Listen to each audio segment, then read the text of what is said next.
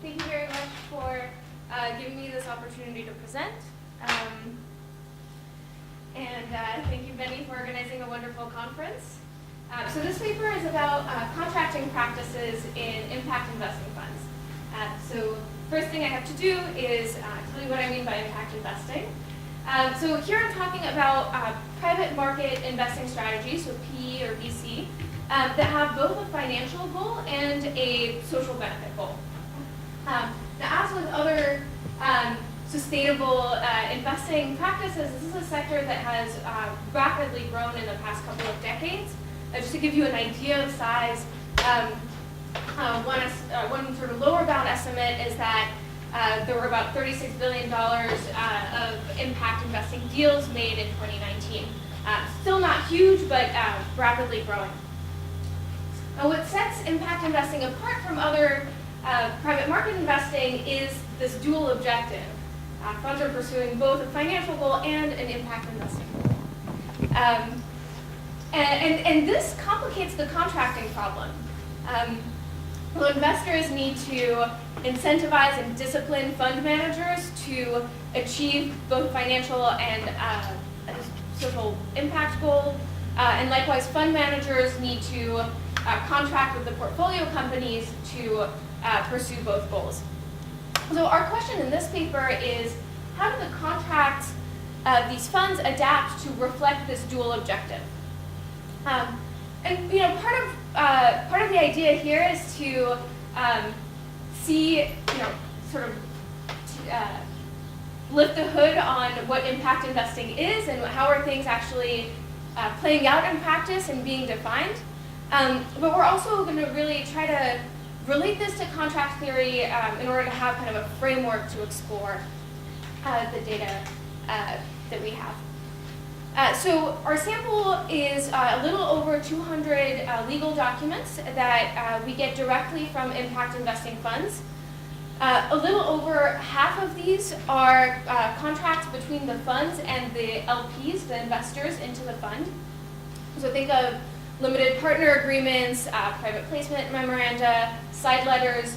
And then the other sort of half of the sample is contracts between the funds and the portfolio companies. We're going to split our sample of impact funds into two broad categories. Funds that say they're targeting market returns, so at the same time as they're targeting an impact goal, they're also targeting a pretty strong financial goal. That's about 2/3 of our sample. And then about 1/3 of our sample say we're going to have concessionary returns. So we're still going to have a financial goal. This is not philanthropy, but we're going to achieve something below market. We're going to then compare, do sort of two sets of comparisons. So we'll compare all impact funds to what's been documented in the literature in terms of contracting practices for non-impact private equity funds or VC funds.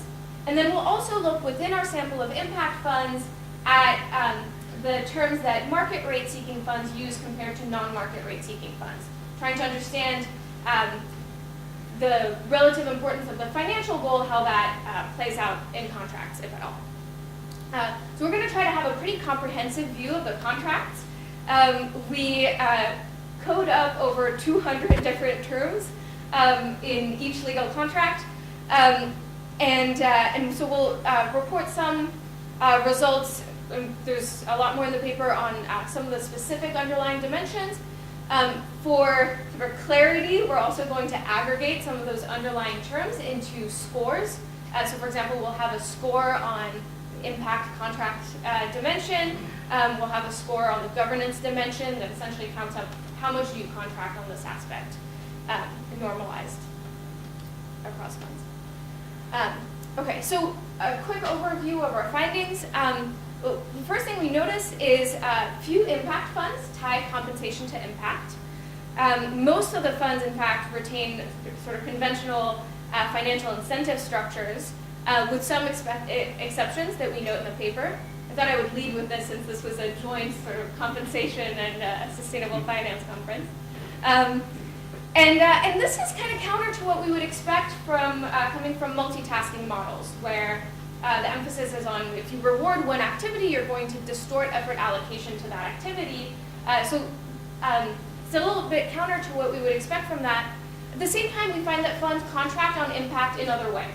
So they do contract on impact directly. I'll be honest, we weren't sure if we would find any differences in the contracts at all, but we do find that they contract on impact with a mix of flexible and rigid terms, with somewhat more flexibility for the non-market rate seeking funds, and this is consistent with what we expect from theory. We also find that more contracting on impact between the fund and the investors translates to more contracting on impact between the funds and the portfolio companies later on. So that's somewhat comforting. We also find that the contracts differ in other ways. In particular, we find that impact funds seem to have more emphasis on what we call participatory governance. So this is things like advisory committees and information rights that really give the principal oversight and voice with the agent. And this is especially true in the market rate seeking funds. And we relate this to this nice paper by Gilson, Sable, and Scott that argues that, especially in an environment where it's hard to contract, where you have flexible terms, it's important to have formal governance mechanisms to support that flexibility. And then last, and I'm not sure if I will get to this in time, so I'll just mention it here. We also find that market rate seeking funds tend to contract more around both goals than non-market rate seeking funds.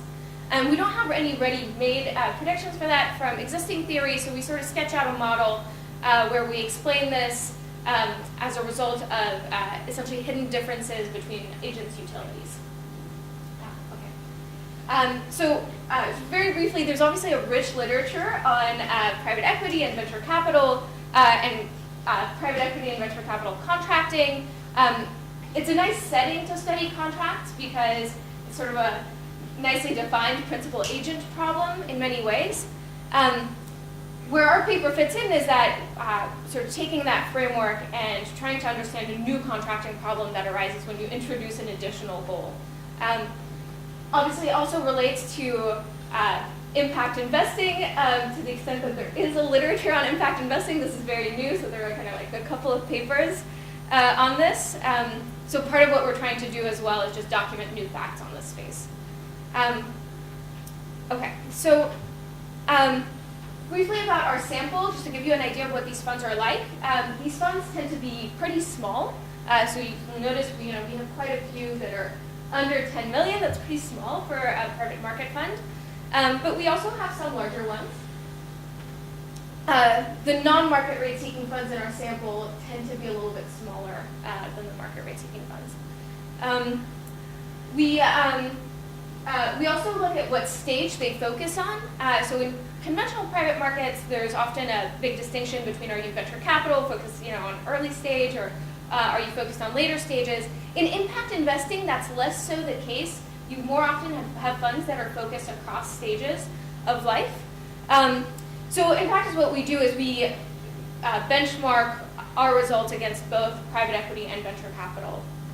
And then just sort of descriptively, more details in the paper, the most common industries tend to be microfinance, agribusiness.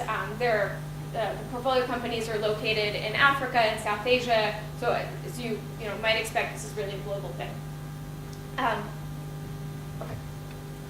So what I'm going to do is I'm going to set up kind of four what I'll loosely call predictions from contract theory, just to kind of create a framework for the results that we find. And so the first one is really kind of a baseline thing, but we expect that impact funds contracts should contain contract terms around impact. Both descriptive terms, so we'll call aspirational terms. So this fund is targeting kind of sustainable practices, and actionable terms, so things that tie the fund to something more enforceable.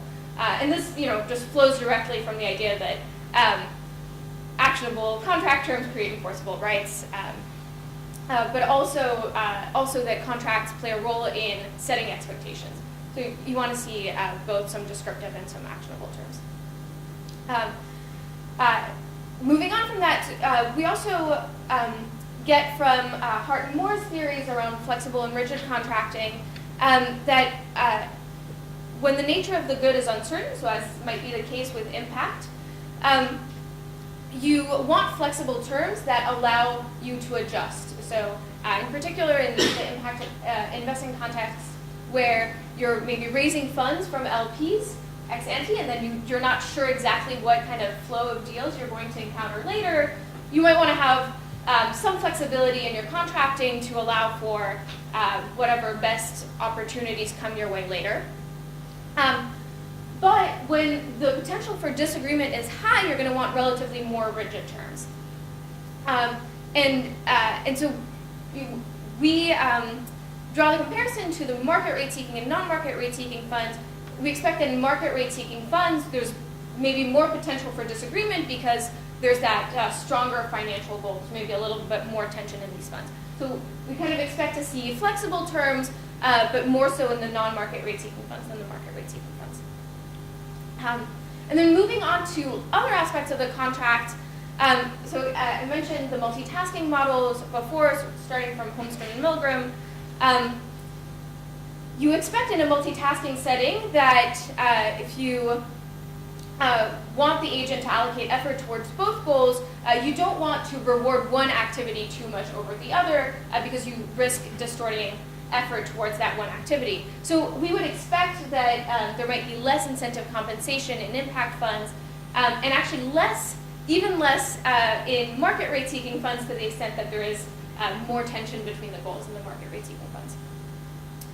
And then finally, this sort of prediction that comes from the Gilson et al. Paper that when the nature of the good is uncertain and the potential for disagreement is high, so we're revisiting the same themes here, you want governance processes that support flexible contracting, such as information rights advisory committees, anything that allows the principal to kind of have oversight and voice with the agent. Okay, so I'm going to go through each of these in turn. So first, looking at just how funds contract around impact directly. So what I'm showing here on the left is the fraction of funds that have at least one of these impact terms. So the dark blue is all impact funds, and then the middle line is market rate seeking funds, and the lighter blue line is non-market rate seeking funds. So here all the way on the left, this is how many of these funds say they're doing something about impact, and no surprises here. It's kind of just a gut check. Virtually all of the funds, say something about impact. I think there's one market rate seeking fund that doesn't have clear language around it. What's more interesting is looking at operational impact, and I'll show you on the next slide examples of the terms that they use, but these are terms that are more actionable. Almost all funds have some operational impact. Not all of them. There are a couple of market rate seeking funds that just say they're going to do impact and then have no actionable terms, but most funds, vast majority of funds have some operational terms in there. And then this is for the contracts between the funds and the investors. For the contracts between the funds and the portfolio companies, you actually see less impact terms directly. Now this can be because impact is embedded. Say you're investing in a sustainable agriculture co-op in Rwanda. Maybe you view that as impact in and of itself, and you don't feel the need to contract around the impact. But it's interesting for us to see that to the extent that there is contracting around impact in these agreements, it's more so the agreements with the market rate seeking funds and not the non-market rate seeking funds. So this is just that difference is statistically significant. And then on the right-hand side, this is just to give you an idea of the range of these scores. So the range of contracting around impact, these are just box and whisker plots. There's a very broad range. Almost all funds have at least some terms around operational impact, but there's a wide range in how much they contract around impact. And similarly for at the PC level. Okay, so what are these terms like, actually? What are these, what do they contract on? So the top graph here shows what are the most frequent terms that show up at the fund level in the contract between funds and investors. Incorporating impact into due diligence is one of the most common ways that funds contract around impact. Also, provisions around the measurement of impact. And then ESG standards. Very few impact funds tie compensation to impact directly. And then at the bottom, this shows the terms that are frequent in contracts between the funds and the portfolio companies. In market rate seeking funds, funds tend to retain veto rights over the business plan a lot more often. They also tend to be more specific about the particular impact of the portfolio company and how they're achieving that. And so you start to see more differences between the market rate seeking and non-market rate seeking funds and how they contract around impact.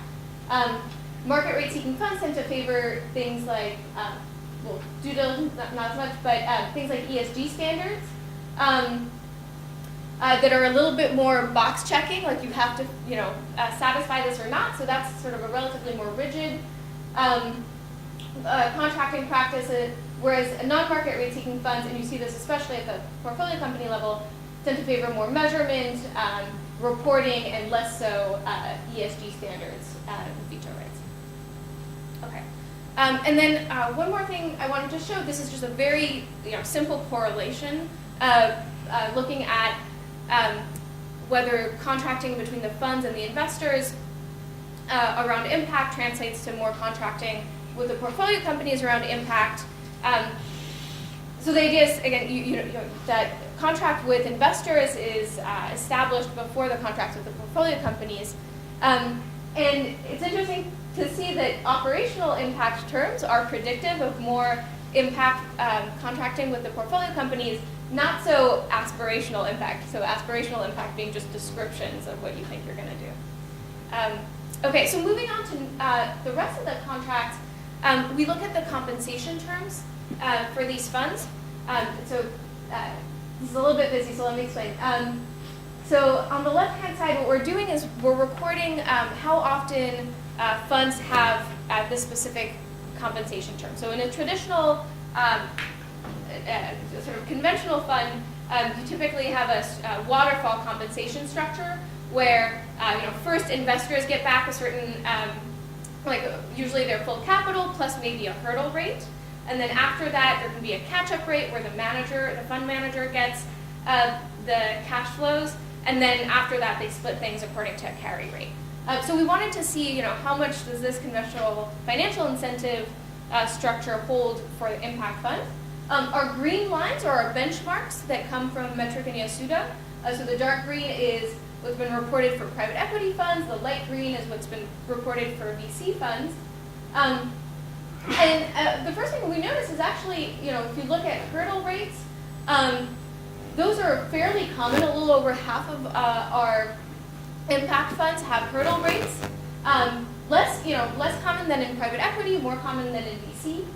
And then when you move to catch-up and carry rates, so again, things that provide financial incentive to the fund manager, it's less common than in non-impact funds, but it's still the majority of funds use this financial incentive compensation.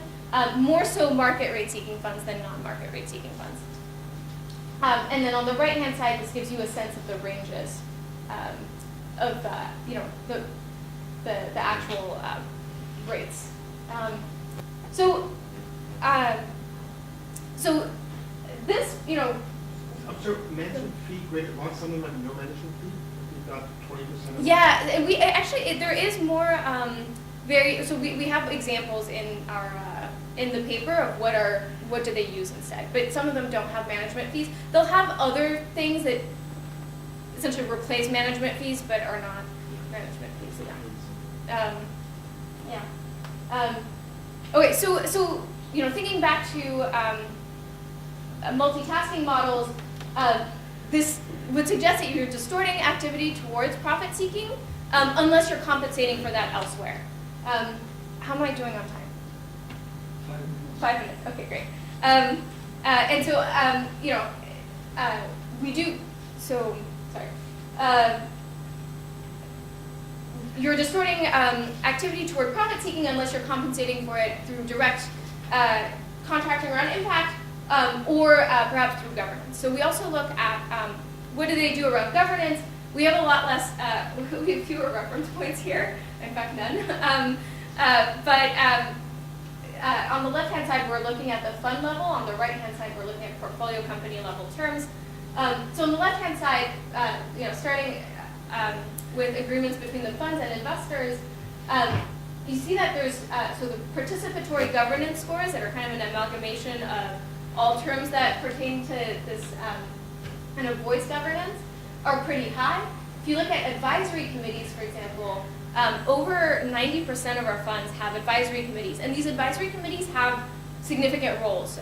So it's, for example, a lot of funds have investors on an advisory committee that approve investments. And this is especially true for market rate seeking funds. So for us, this is really an indicator of this emphasis on kind of monitoring and oversight for impact funds and especially for market rate seeking funds. At the portfolio company level, what we see is that funds often contract for board seats on the companies. Now, a caveat to this is that impact funds are often minority holders and often have a smaller share of the company than non-impact funds, so they maybe need to contract for board seats more, but it still seems to be an important item for the funds to contract around. Okay, so taking all of this together, what we find is that the addition of the impact goal is reflected in a few different places in the contracts.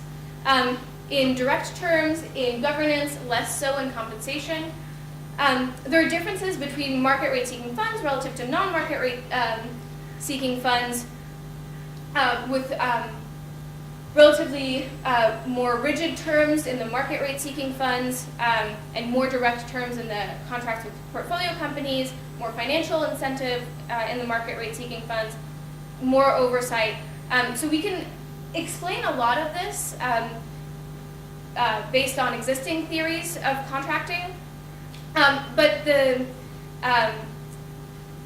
overall